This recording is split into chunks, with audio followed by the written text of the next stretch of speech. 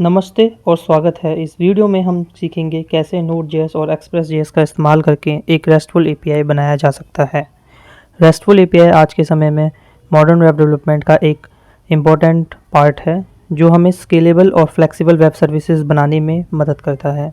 इस ट्यूटोरियल के एंड तक आपको Node.js और Express.js के साथ एक बेसिक RESTful API बनाने का पूरा नॉलेज हो जाएगा। इस वीडियो को समझने के लिए आपको मेनली जावास्क्रिप्ट का नॉलेज होना चाहिए। अगर आप पहले से Node.js और Express.js के बारे में थोड़ा बहुत नॉलेज रखते हैं तो ये ट्यूटोरियल आपके लिए और भी सुविधाजनक होने वाला है। चलिए शुरू करते हैं अपना प्रोजेक्ट सेटअप करना। सबसे पहले हम प्रोजेक्ट के लिए एक नया डायरेक्टरी बनाएंगे। इस डायरेक्टरी को अब हम अपने Node.js बेसिकली जो हमारा VS कोड है उसमें हम इस डायरेक्टरी को ओपन कर लेंगे। अब हम टर्मिनल पर npm init-y चलाकर एक नया Node.js प्रोजेक्ट इनिशियलाइज करेंगे। अब हम यहाँ पे एक्सप्रेस को इंस्टॉल कर लेंगे। npm install express. जैसे ही हमारे यहाँ पे नोड मॉड्यूल्स इंस्टॉल हो जाते हैं, इसके बाद में हम अपने कोड एडिटर में एक server.js फाइल ओपन करेंगे। server.js फाइल हम यहाँ पे क्रिएट करेंगे। यहाँ पे हमारा प्रोजेक्ट सेटअप हो गया है। अब हम यहाँ पे एक्सप्रेस सर्वर को सेटअप करेंगे। Express.js को सेटअप करने के लिए आपको यहाँ पे server.js फाइल में आपको पहले सर्वर एक्सप्रेस को इंपोर्ट करना पड़ेगा। सो आप यहाँ पे इसको डिफाइन करेंगे। const express is equals to require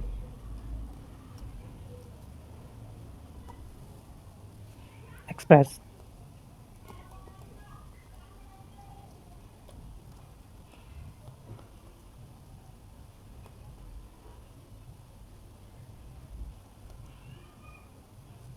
इसके बाद में हम यहाँ पे एक्सप्रेस को जो है रन करेंगे।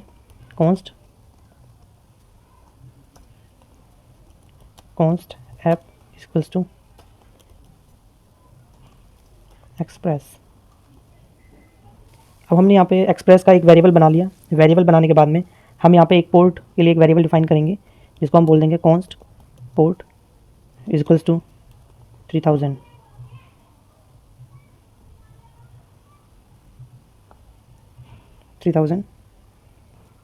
उसके बाद में जो हमारा एक्सप्रेस का जो वेरिएबल बना है, इस वेरिएबल पर हम अपना सर्वर डिफाइन करेंगे जिससे कि सर्वर लिसन करना स्टार्ट कर देगा। सो ऐप डॉट लिसन, इसमें हम क्या देते हैं आप देखेंगे। यहाँ पे हम पोर्ट पास करेंगे कि हमें किस पोर्ट पे सर्वर को स्टार्ट करना है, और एक यहाँ पे हम जावास्क्रिप्ट का एरो फंक्शन देंगे जो कि हमारा सर्वर के कंटेंट को डिफाइन करेगा। अगर आपको जावास्क्रिप्ट के एरो फंक्शन के बारे में नहीं पता है तो आप जावास्क्रिप्ट एक बार पढ़ लीजिए। यहाँ पे हम क्या करेंगे, हमारा कुछ मैसेज प्रिंट करवा देंगे। So console dot log server running at port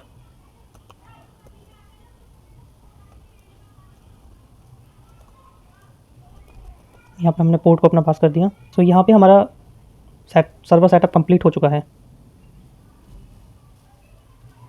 अब हम यहाँ पे रन करेंगे node server.js, तो आप देखेंगे यहाँ पे हमारा सर्वर स्टार्ट हो चुका है। Server running at port 3000। Next step हमारे वीडियो में आता है डिफाइनिंग रूट्स।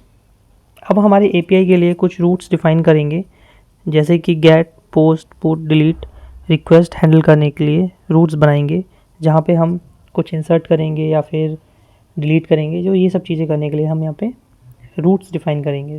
तो यहाँ पे हम टोटल 4 रूट्स डिफाइन करेंगे। आप फिर से server.js वाली फाइल में आ जाएंगे। अब आपको यहाँ पे रूट डिफाइन करने हैं। तो रूट डिफाइन करने के लिए हम क्या करते हैं, अब हमें सबसे पहले एक गेट रूट डिफाइन करना है। सो ऐप डॉट गेट, यहाँ पे हमने ये फंक्शन गेट फंक्शन यूज़ करा। गेट फंक्शन यूज़ करने के बाद में यहाँ पे हम पाथ देंगे कि हमें पाथ क्या रखना है, बेसिकली उसका रूट क्या रखना है। अगर आपको नहीं पता रूट क्या होता है, बेसिकली रूट एक पाथ होता है जिस पे हमारा डेटा अवेलेबल होता है, API का डेटा अवेलेबल होता है, जिसको हम एंड पॉइंट्स भी बोल देते हैं। तो हम लगाएंगे यहाँ पे /API/items। इसमें हम क्या करेंगे, एक लिस्टिंग लेंगे, लिस्टिंग से जितने भी हमारे आइटम्स हैं उनको डिस्प्ले करवाएंगे और उस लिस्ट में फर्दर आइटम्स ऐड करवाएंगे, डिलीट करवाएंगे एंड अपडेट करवाएंगे। ओके, तो यहाँ पे हमने यहाँ पे पाथ दे दिया। इसके बाद में हम यहाँ पे एक फंक्शन देंगे जिसमें हम बताएंगे कि इसको जब इस पाथ पे आए तो हमें बेसिकली किस फंक्शन को इम्प्लीमेंट करना है, तो हम उनको कंट्रोलर्स भी बोल देते हैं। तो सबसे पहले हम यहाँ पे फंक्शन देंगे, फंक्शन हम क्या देंगे, वही एरो फंक्शन हम देंगे यहाँ पे। अब एरो फंक्शन में यहाँ पे अपना कोड लिखेंगे, code to fetch all items. इसके अलावा जब आप रिक्वेस्ट करेंगे तो आपके पास में यहाँ पे 2 पैरामीटर्स आते हैं जिसको बोलते हैं रिक्वेस्ट एंड रिस्पॉन्स। सो इसी की तरीके से हम यहाँ पे अदर रूल्स भी डिफाइन कर लेते हैं। एक पोस्ट, जिसमें हमारा पोस्ट मेथड होता है, तो सेम रहेगा। हम क्या करेंगे, यहाँ पे इसको कॉपी करके पेस्ट कर देंगे, इस फंक्शन के नेम को चेंज कर देंगे पोस्ट। यहाँ पे हम ऐड करने के लिए हम करते हैं और यहाँ पे हमारा इसमें हम सेम चीज़ रहेगी। बाकी इसके अलावा हम डिलीट और पुट मेथड भी यूज़ कर सकते हैं। सो अगर मैं पुट मेथड की बात करूँ तो पुट मेथड हम यूज़ करते हैं किसी एग्जिस्टिंग आइटम को अपडेट करने के लिए। तो यहाँ पे मैं पुट मेथड भी डिफाइन कर लेता हूँ। पुट मेथड मैंने यहाँ डिफाइन करा। पुट मेथड में आइटम्स की लिस्टिंग में जाएगा, बट हमें यहाँ पे एक आईडी भी देनी पड़ेगी जिससे हमें पता चले कि हमें कौन सा आइटम को अपडेट करना है। और सेम चीज़ हमारे डिलीट वाले के साथ जाएगी। तो हम क्या करेंगे, यहाँ पे फिर से एक रूल डिफाइन करेंगे, ऐप डॉट डिलीट। इस ऐप डॉट डिलीट में हम सेम वही पहले अपना पाथ डिफाइन करेंगे, और ये जो पाथ मैं डिफाइन कर रहा हूँ ये कस्टम पाथ है, आप यहाँ पे कुछ भी पाथ दे सकते हैं अपनी रिक्वायरमेंट के हिसाब से। तो सेम वही चीज़ हमने करी और यहाँ पे हमने आईडी दे दी। ओके, सो देन अगेन हम यहाँ पे एक एरो फंक्शन डिफाइन करेंगे इक्वल्स टू। तो एरो फंक्शन में हम यहाँ पे रिक्वेस्ट रिस्पॉन्स जो पैरामीटर्स होते हैं वो हम यहाँ पे देंगे। ओके, सो यहाँ पे code to fetch all, code to fetch not code to delete, code to add item, and यहाँ पे हम क्या करेंगे, कोड टू डिलीट। अब हम देखेंगे कि किस तरीके से हम एक डेटा मॉडल बनाएं। डेटा मॉडल बेसिकली हमारा क्या करेगा कि जो हमारा एपीआई है उसके लिए हम डेटा कहाँ से लाएंगे। बेसिकली जब हम इंसर्ट करेंगे तो हमारा डेटा कहाँ पे स्टोर होगा, और जब हम लिस्ट फैच करवाएंगे तो वो डेटा कहाँ से आएगा। हम डेटा मॉडल में हम जो है डेटाबेस से भी कनेक्ट कर सकते हैं। तो अभी फ़िलहाल हम क्या करेंगे, एक सिंपल डेटा मॉडल बनाएंगे जिसमें क्या होगा कि सिर्फ एक एरे के अंदर हमारा सब डेटा रहेगा। ठीक है, तो हम फिर से server.js फाइल में जाते हैं। फाइल में जाने के बाद में आप यहाँ server.js फाइल में आएंगे, और server.js फाइल में आने के बाद आप यहाँ पे सबसे पहले डिफ़ाइन कर लेंगे एक एरे। तो मैं एक एरे डिफ़ाइन कर लेता हूँ, let items is equals to, एक एम्प्टी एरे मैंने यहाँ पे डिफ़ाइन कर लिया। और अब आपने देखा होगा जब हम यहाँ पे बात कर रहे हैं पुट और डिलीट मेथड की, तो यहाँ पे हमें एक आईडी पास करनी पड़ती है जिससे हमारा क्या होता है कि एक यूनिक आइटम हम आइडेंटिफाई कर पाएंगे। तो यहाँ पे एक यूनिक आईडी जनरेट करने के लिए हम एक फंक्शन बना लेते हैं। सो वो फंक्शन क्या रहेगा, फंक्शन जनरेट आईडी। जैसे मैंने करा, मैं यहाँ पे एक फंक्शन बना रहा हूँ, फंक्शन जनरेट आईडी। अब फंक्शन बनाने का सिंटैक्स आपको पता ही होगा क्या होता है। सो बेसिकली यहाँ पे हमने जनरेट आईडी नाम से फंक्शन बनाया, और यहाँ पे रिटर्न क्या करेंगे, ये फंक्शन आप अपने हिसाब से रैंडमाइज बना सकते हैं। तो मैं यहाँ पे रिटर्न करवा रहा हूँ math dot random. Math dot random basically क्या है, यहाँ से कोई भी एक रैंडम नंबर हमारा जनरेट होगा और फिर हम उसको स्ट्रिंग में कन्वर्ट कर देंगे टू स्ट्रिंग फंक्शन लगा के। फिर टू स्ट्रिंग फंक्शन लग जाएगा, उसके बाद में यहाँ पे हम इसका सब स्ट्रिंग फाइंड आउट करेंगे, डॉट सब स्ट्रिंग, उसमें हम दे देंगे 2,9। तो इससे क्या होगा, हमारे पास में जो हमारा स्ट्रिंग आएगा, एक हमें यहाँ पे पहले मैथ से रैंडम नंबर जनरेट होगा। जब हमारा मैथ से एक रैंडम जनरेट होगा, तो जब रैंडम नंबर हमारा जनरेट हो जाएगा तो उसकी जो लेंथ रहेगी वो 36 रहेगी। देन अगेन अगर हम उसका सब स्ट्रिंग लेंगे 2 से 9, जिससे हमारा क्या होगा, हमें 7 लेंथ का एक हमें जनरेट रैंडम नंबर मिल जाएगा। इस तरीके से जो हमारा डेटा मॉडल है वो तैयार है। इसके बाद में हमारा जो पार्ट आता है वो है इम्प्लीमेंटिंग CRUD ऑपरेशंस। अब हमारे एपीआई के लिए CRUD ऑपरेशंस को इम्प्लीमेंट करेंगे, जहाँ पे हमने एम्प्टी छोड़ दिया था कमेंट करके, code to implement delete, code to implement post. So अब हम वन बाय वन जितने भी हमारे एंड पॉइंट्स थे, get end point, post end point, put end point और डिलीट एंड पॉइंट, इन सभी को हम यहाँ पे डिफाइन करेंगे। तो अब हम फिर से चलते हैं अपनी server.js फाइल में। server.js फाइल में जाने के बाद में सबसे पहले हम क्या करेंगे, अपना गेट एंड पॉइंट डिफाइन करेंगे, जो कि हमने ऑलरेडी डिफाइन किया है, बस उसका इम्प्लीमेंटेशन हम करेंगे। फिर से पहुँचाते हैं अपने सर्वर डॉट जेएस फाइल में। अब यहाँ पे हम आ जाते हैं एपीआई आइटम्स में। अब हमें यहाँ पे क्या करना है, हमारे पास जितना भी डेटा है उसको हमें रिटर्न कर देना है एपीआई एंड पॉइंट पे। तो रिटर्न करने के लिए आपको पता है हम क्या करते हैं, रिस्पॉन्स का यूज़ करते हैं। रिस्पॉन्स जो हमारी पैरामीटर होता है इसका यूज़ करते हैं, रिस्पॉन्स डॉट जेसन, क्योंकि हमें जो डेटा है वो एज अ जेसन फॉर्मेट में भेजना है। अब यहाँ पे हमें क्या करना है, हमें जो भी डेटा इस आइटम्स में होगा उसको हमें यहाँ पे रिटर्न कर देना है। तो हम यहाँ पे डायरेक्टली आइटम्स को पुट कर देंगे। तो यहाँ पे हमारा गेट एंड पॉइंट कंप्लीट हो चुका है। अब हम आते हैं एपीआई आइटम्स, एक ऐसा कोड जिससे हमारा इस आइटम्स वाले में एरे में यहाँ पे हमारा डेटा इंसर्ट हो सके। तो हम ऐप डॉट पोस्ट पे जाएंगे। अब हम क्या करेंगे, एक आइटम क्रिएट करेंगे। तो आइटम क्रिएट करने के लिए आपको क्या करना है, एक यहाँ पे आप जेसन ऑब्जेक्ट बनाएंगे। तो मैं एक जेसन ऑब्जेक्ट बना ले रहा हूँ, कॉन्स्ट न्यू आइटम। अब न्यू आइटम के अंदर क्या है, एक जेसन ऑब्जेक्ट है। अब इस जेसन ऑब्जेक्ट के अंदर सबसे पहले मेरा काम रहेगा कि मैं एक आईडी डिफाइन करूँ। और आईडी के लिए हमें पता है हम क्या यूज़ कर रहे थे, जनरेट, हमने एक मेथड यूज़ करा है, जनरेट आईडी फंक्शन हम डिफाइन किए हैं। इसके बाद में हम आते हैं, हम यहाँ पे एक नेम की देंगे। उस नेम की में क्या रहेगा, जो भी हमारा रिक्वेस्ट से डेटा आ रहा होगा वो यहाँ पे एज अ नेम रहेगा। तो हम यहाँ पे request dot body dot name, ये जो यहाँ पे रिक्वेस्ट डॉट बॉडी है ये प्री डिफाइंड एक रिक्वेस्ट का वेरिएबल है। सो यहाँ पे हम क्या होता है, ये जो नेम है हम यहाँ पे डिफाइन करेंगे बॉडी में जब हम एक रिक्वेस्ट जनरेट करेंगे। तो ये हम देखेंगे टेस्टिंग के टाइम पे जब हम अपनी एपीआई की टेस्टिंग करेंगे। इसके बाद में हम यहाँ पे डिस्क्रिप्शन लिख सकते हैं, डिस्क्रिप्शन के लिए भी हम क्या करेंगे, request dot body dot description, पूरा हमने यहाँ लिखा। तो इस तरीके से हमारा जो ऑब्जेक्ट है वो कंप्लीट हो गया है। बेसिकली हमने न्यू आइटम बना लिया है। नेक्स्ट हमारा काम क्या है, जो हमने ये न्यू आइटम बनाया है इस न्यू आइटम को हमारा जो डेटा मॉडल है, आइटम्स जो एरे है उसमें हम पुश कर दें, बेसिकली उसमें ऐड कर दें। तो हम जावास्क्रिप्ट में एरे में आइटम्स ऐड करने के लिए क्या यूज़ करते हैं, आइटम्स डॉट पुश फंक्शन हम यूज़ करते हैं। अब हमें क्या पुश करना है इसमें, जो हमने न्यू आइटम बनाया है, तो हम ये न्यू आइटम यहाँ पे पुश कर देंगे। तो इस तरीके से हमारा क्या हुआ, हमारा जो डेटा है वो आइटम्स में ऐड हो गया है।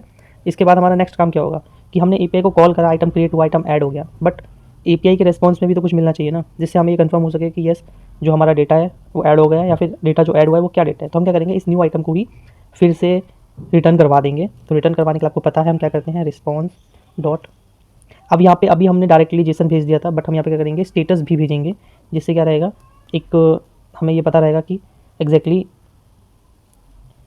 स्टेटस क्या रहा इस पर्टिकुलर उसका।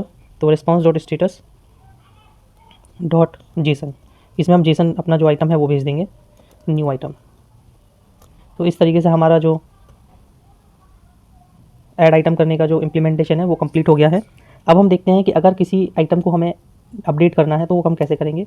यहाँ पे बेसिकली जब हम एपीआई को कॉल करते हैं तो यहाँ पे हम आईडी पास करते हैं, जिससे कि हमारा जो आइटम है वो अपडेट हो सके। ठीक है, तो आपको क्या करना है, 1 बाय 1 स्टार्ट कर देना है कोडिंग करना। आप ट्राई खुद से भी कर सकते हैं इस वीडियो को पॉज करने के बाद में। तो सबसे पहले हम क्या करेंगे, एक आईडी जो हमारी रिक्वेस्ट में आ रही है उसको फैच करवाएंगे। तो हम क्या करेंगे, एक वेरिएबल बना लेंगे, कॉन्स्ट आइटम आईडी।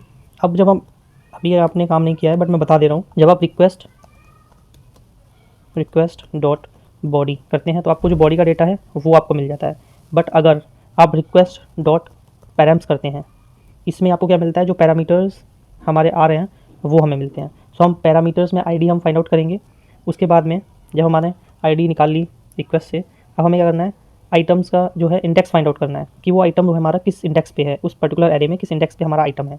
तो हम क्या करेंगे, कॉन्स्ट आइटम इंडेक्स, क्योंकि अगर हमें इसको अपडेट करना है एरे के डेटा को तो हमें उसका इंडेक्स पता होना चाहिए। तो हम सबसे पहले जो हमारी आईडी आई है उसका इंडेक्स निकाल लेंगे कि वो आईडी हमारी किस इंडेक्स पर एग्जिस्ट कर रही है।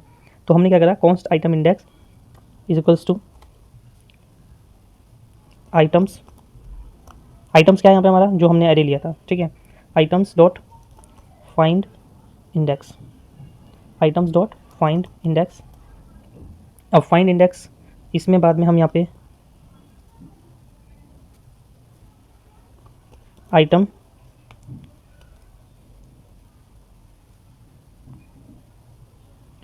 यहाँ पे कंडीशन हम पास कर देंगे, item dot ID is equals to. अब यहाँ पे 3 इक्वल क्यों लगाया और 2 इक्वल क्यों लगाया, अगर आपने जावास्क्रिप्ट पहले पढ़ी होगी तो आपको यहाँ पे आइडिया हो गया। बिकॉज जो डबल इक्वल टू होता है उसमें हम सिर्फ वैल्यू चेक करते हैं कि वो इक्वल है कि नहीं, बट लेकिन अगर हम उसकी बात करें जो हमारा डेटा है, मतलब अगर हम इसकी बात करें ट्रिपल इक्वल टू की, तो इसमें हम क्या करते हैं, इसमें हम वैल्यू मैप करते हैं प्लस डेटा टाइप भी मैच कराते हैं कि डेटा टाइप सेम है कि नहीं है। तो यहाँ पे आइटम्स हम यहाँ कर देंगे, आइटम आईडी जो हमने अभी फाइंड आउट करी थी, आइटम आईडी। ओके, सो आपको ये समझ में आया होगा। बेसिकली यहाँ पे हम क्या कर रहे हैं, हमने ये फंक्शन दिया है, इस फंक्शन के अंदर हमने एक आइटम पैरामीटर दिया है और इसमें हमने बताया कि जहाँ पे आइटम आईडी मैच कर जाए वो उन आइटम्स को ये फाइंड आउट कर ले। ठीक है, अब हम क्या करेंगे, एक इफ़ कंडीशन लगाएंगे।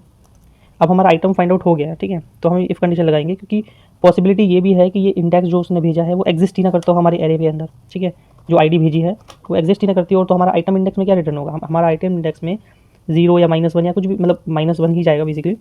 सो अब हम क्या करेंगे, चेक करेंगे, एक कंडीशनल लगाएंगे जिससे हमारा हैंडलिंग हो सके। ठीक है, तो हम चेक करेंगे आइटम इंडेक्स जो है अगर वो इक्वल नहीं है -1 के, दैट मीन्स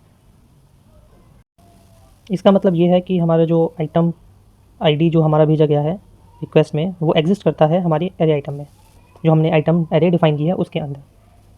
तो इसके बाद में हम देखते हैं कि हम किस तरीके से यहाँ पे अगर आइटम हमारा एग्जिस्ट करता है तो किस तरीके से हम यहाँ पे उसको रिटर्न करेंगे। ठीक है, तो आपको क्या करना है, स्टार्टिंग से वही करना है। फिर आइटम्स, सबसे पहले आपको यहाँ पे जो आइटम आईडी मैच कर रहा है उसको अपडेट करना है। तो हमको क्या करना है, आइटम्स, यहाँ पे हम करेंगे आइटम इंडेक्स, इस आइटम इंडेक्स पे डॉट नेम, ये जो नेम है वो अपडेट हो जाए, और वो अपडेट क्या हो जाए, request dot body dot name वाला जो है वो नेम अपडेट हो जाए। एंड सेम हमारा आइटम्स आइटम इंडेक्स, यहाँ पे हम क्या अपडेट करेंगे, description, description is equals to request dot body dot description. तो इस तरीके से हमारा जो आइटम है एरे के अंदर वो अपडेट हो जाएगा, और अब हम क्या करना है, इसको रिटर्न कर देना है, response dot JSON items item index, हमको इसे रिटर्न कर देना है। ठीक है, क्योंकि आइटम इंडेक्स अब हमारा अपडेट हो चुका है तो हमें इसको रिटर्न कर देना है। इन केस अगर हमारा ये एग्जिस्ट ही नहीं कर रहा है तो उस केस में आप क्या करोगे, उस केस में आप यहाँ पे रिस्पॉन्स कोड 404 आप यहाँ पे रिटर्न कर सकते हो, स्टेटस 404। इसका मतलब क्या है, 404 इसका मतलब क्या है कि जो हमारा डेटा है वो फाउंड नहीं हुआ। बेसिकली आईडी हमने सर्च करी अपडेट करने के लिए, बट वो जो आईडी हम फाइंड आउट कर रहे हैं वो एग्जिस्ट ही नहीं कर रही है। तो हम यहाँ पे जेसन यहाँ पे लगाएंगे, और जेसन लगाने के बाद यहाँ पे एक जेसन का पास कर देंगे, उसमें हम मैसेज पास कर देंगे। मैसेज में हम क्या लिखेंगे, मैसेज में हम लिख देंगे आइटम इज़ नॉट अवेलेबल। ठीक है, सो आई होप आपको ये चीज़ यहाँ पे क्लियर हुई होगी कि किस तरीके से हम यहाँ पे एरे को अपडेट कर सकते हैं, एरे के आइटम को अपडेट कर सकते हैं with the help of this route. ठीक है, तो हमारा ये वाला इंप्लीमेंटेशन भी कंप्लीट हो चुका है। अब हम अपने नेक्स्ट इंप्लीमेंटेशन पे आते हैं, जिसमें हमारा क्या रहेगा, इसमें हमारा रहेगा कि किसी भी आइटम को हम कैसे डिलीट करेंगे with the help of this particular ID. तो यहाँ पे क्या रहेगा, यहाँ पे भी हमारा सेम चीज़ें ही रहेंगी कि या तो आइटम हो सकता है हमारे पास, या फिर आइटम हमारे पास अवेलेबल भी नहीं हो सकता है। तो ये चीज़ मैं आपके ऊपर छोड़ता हूँ कि किस तरीके से हमें यहाँ पे इस डिलीट वाली मेथड को यूज़ करना है। बेसिकली आपके लिए टास्क है, टास्क फॉर यू। बाकी इसका जो कोड रहेगा कि किस तरीके से डिलीट करना है आपको डिस्क्रिप्शन में मिल जाएगा। स्टिल आप खुद से ट्राई कीजिए, अगर नहीं होता है तो फिर आप कोड की हेल्प ले सकते हैं जो मैं डिस्क्रिप्शन में दूंगा। तो इससे बेसिकली होगा क्या ना कि यहाँ पे इसके यही चीज़ करनी है, आइटम की आईडी निकालनी है, उसको एरे इंडेक्स को फाइंड आउट करना है और उसको फिर ऐसे डिलीट कर देना है, और अगर अवेलेबल नहीं है तो उस केस में उसको रिस्पॉन्स में आइटम नॉट अवेलेबल ये चीज़ हमें शो करा देनी है। तो इस तरीके से हमारे पास में हमारी जो इम्प्लीमेंटेशन थी वो कंप्लीट हो। अब हम बढ़ते हैं अपने नेक्स्ट स्टेप पे, जिसमें हम क्या करेंगे कि जो हमारी रेस्ट एपीआईज जो हमने बनाई हैं, जो एंड पॉइंट्स हमने बनाए हैं, गेट, पोर्ट, पोस्ट, डिलीट, उनको हम टेस्ट करेंगे with the help of Postman. Okay, so अब हमें क्या करना है, तो आपके पास पोस्टमैन टूल होना ज़रूरी है। हम अपने एपीआई को टेस्ट करने के लिए पोस्टमैन जैसे टूल का इस्तेमाल कर सकते हैं। हर एंड पॉइंट को टेस्ट करने के लिए अलग अलग रिक्वेस्ट भेजकर CRUD ऑपरेशंस को टेस्ट कर सकते हैं। सबसे पहले मैं यहाँ पे पोस्टमैन ओपन कर लूँगा। पोस्टमैन ओपन करने के बाद में अब आप यहाँ चेक करेंगे कि आपकी फ़ाइल सेव हुई है या नहीं हुई है। पहले आप यहाँ पे फाइल को सेव कर लेंगे और आप चेक करेंगे यहाँ पे सर्वर हमारा ऑलरेडी रनिंग में है। ठीक है, स्टिल आप एक बार इसको स्टॉप करके सर्वर को फिर से रन कर सकते हैं। जैसे ही सर्वर आपका फिर से रन हो जाए आप पोस्टमैन में आएंगे। अब हम यहाँ पे अपनी तीनों एपीआई को टेस्ट करेंगे। फोर्थ जो डिलीट वाली एपीआई है उसको मैं आपके लिए छोड़ रहा हूँ ताकि आप उसको बना के खुद से टेस्ट कर सकें।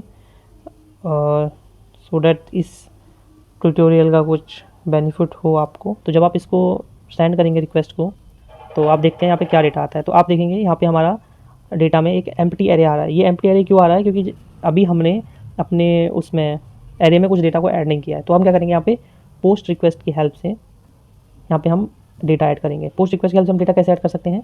हमें यहाँ पे बॉडी के अंदर पहले बॉडी पास करना होगा।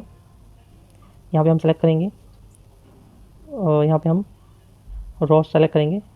अब यहाँ पे हम अपना एक जावा जेसन ऑब्जेक्ट बनाएंगे और उस जेसन ऑब्जेक्ट में अपना डेटा रखेंगे। तो सबसे पहला हमारा डेटा क्या है? नेम में हम रख लेंगे विकास। और सेकंड हमारा क्या था? सेकंड हमारा था डिस्क्रिप्शन। तो यहाँ पे हम डालेंगे I am working in Samsung. So ये हमने ऐसे यहाँ पे बॉडी बना ली। अब जब हमारी बॉडी बन गई है तो हम यहाँ पोस्ट रिक्वेस्ट को ऐसे ही सेंड करेंगे।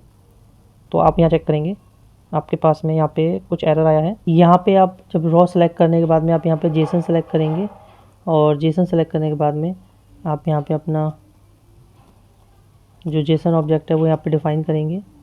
जेसन ऑब्जेक्ट डिफ़ाइन करने के बाद जैसे ही आप यहाँ पे सेंड पे क्लिक करेंगे, ओके, हमें अपना सर्वर फिर से स्टार्ट करना पड़ेगा।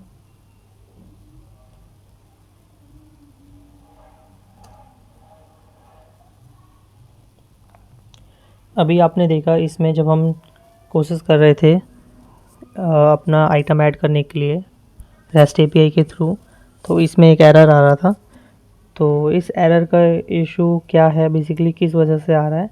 जो हम ये रिक्वेस्ट भेज रहे हैं एज अ जेसन ऑब्जेक्ट, हमारा जो सर्वर है वो इसको बेसिकली पार्स नहीं कर पा रहा है, बेसिकली उसको कन्वर्ट नहीं कर पा रहा है जेसन में, जिसकी वजह से हमारा ये इशू आ रहा है। तो इसको रिज़ॉल्व करने के लिए हम क्या करेंगे कि अपने उस सर्वर पे एक बॉडी पार्सर हम इंस्टॉल करेंगे, बेसिकली पार्सर टूल इंस्टॉल करेंगे। तो उसके लिए हमें क्या करना होगा, यहाँ पे आप पहले सर्वर जो चल रहा है हमारा ऑलरेडी, इसको आप बंद कर देंगे। बंद करने के बाद में आप यहाँ पे करेंगे npm install body parser, npm install body parser. जैसे ही हम इसको करेंगे तो हमारा बॉडी पार्सर इंस्टॉल हो जाएगा। और जैसे ही हमारा बॉडी पार्सर इंस्टॉल हो जाएगा तो इसका हम एक वेरिएबल बना के इसको यहाँ पे हम इस फाइल में इंक्लूड कर लेंगे। तो अब यहाँ पे आप चेक करेंगे कि हमने यहाँ पे दो चीज़ की हुई हैं। एक तो app.use parser.json, इससे क्या होगा, जो हमारी रिक्वेस्ट में जेसन आएगा ये उसको पास करेगा और यहाँ पे ये हमारे जो URL एनकोडेड डेटा आएगा उसको यहाँ पे ये पास करेगा। तो अब आप यहाँ पे चेक करेंगे कि हमारी जो आईडी जनरेट होके आई है वो है ये, और जो हमारा नेम आया है वो ये है। तो ये चीज़ें हमारी आई हैं। तो इसके साथ साथ अब हम क्या करते हैं, कुछ और डेटा यहाँ पे ऐड कर लेते हैं। जैसे कि विकास के जगह यहाँ पे मैं साहिल बोल देता हूँ और यहाँ पे भी मैं कुछ और डेटा में ऐड कर देता हूँ। तो यहाँ पे जब हम फिर से करेंगे तो हमारा एक नया डेटा आ जाएगा, बट इस वाली आईडी को हम यहाँ पहले कॉपी कर लेते हैं जिससे हम इसको अपडेट कर पाएँ। ये मैंने आईडी कॉपी कर लिया। अब मैं एक और डेटा इंसर्ट कर रहा हूँ इसमें। जैसे ही मैंने डेटा इंसर्ट करा तो आप चेक करेंगे मेरे पास एक नई आईडी के साथ में डेटा इंसर्ट हो गया है, ठीक है। तो अब हमारा जो गेट रिक्वेस्ट है हम एक बार फिर से चेक कर लेते हैं उसको कि वो हमें क्या रिस्पॉन्स देता है। जैसे ही हमने गेट रिक्वेस्ट करी तो आप यहाँ पे देखेंगे हमारे पास में जो हमने दो डेटा ऐड करे थे वो डेटा हमारे यहाँ पे आ गया। फॉर एग्जांपल अब मैं इस वाली आईडी पे विकास की कंपनी चेंज करके कुछ और करना चाह रहा हूँ। तो मैं यहाँ पे जाऊँगा और यहाँ पे मैं आईडी है उसको वहाँ पास करूँगा पोस्ट पे, और यहाँ पे मैं कर दूँगा पुट, यहाँ पे लगा दूँगा। इससे क्या होगा, जो मेरा आईडी है वो अपडेट हो जाएगा और यहाँ पे अपडेट में मैं यहाँ पे विकास की जगह विकास ही रहने दूँगा और इसमें डिस्क्रिप्शन में मैं चेंज कर दूँगा डिस्प्ले। तो जैसे मैं यहाँ पे रन करता हूँ तो आप ये चेक करेंगे कि जो मेरा डेटा है वो अपडेट हो गया है, ठीक है। अब ये चेक करने के लिए आप फिर से गेट रिक्वेस्ट चेक कर सकते हैं। अब यहाँ पे देखेंगे आप, पहले यहाँ पे सैमसंग आ रहा था, अब यहाँ पे डिस्प्ले आ गया। तो इस तरीके से हम टेस्टिंग कर सकते हैं अपने रेस्ट एपीआईज़ की। तो इसमें जो हमारा लास्ट एपीआई था डिलीट एपीआई, उसको आप अपने एंड पे टेस्ट करके देखिए और अपने एंड पे बना के देखिए। अगर कोई डाउट आए तो आप कमेंट्स में पूछ सकते हैं। सो इस वीडियो में हमने सीख लिया कैसे Node.js और एक्सप्रेस के साथ एक बेसिक रेस्टफुल एपीआई बनाया जा सकता है। हमने देखा कि कैसे प्रोजेक्ट सेटअप करना है, रूट्स को डिफाइन करना है, डेटा मॉडल क्रिएट करना है और CRUD ऑपरेशंस को इम्प्लीमेंट करना है। रेस्टफुल एपीआई एक इम्पॉर्टेंट टूल है और जो कि स्केलेबल और फ्लेक्सिबल वेब सर्विसेज बनाने के लिए और Node.js एक्सप्रेस के हेल्प से इन्हें बनाना बहुत ही आसान हो जाता है। धन्यवाद आपका इस वीडियो को देखने के लिए। If you learn something please subscribe to this channel. Thank you.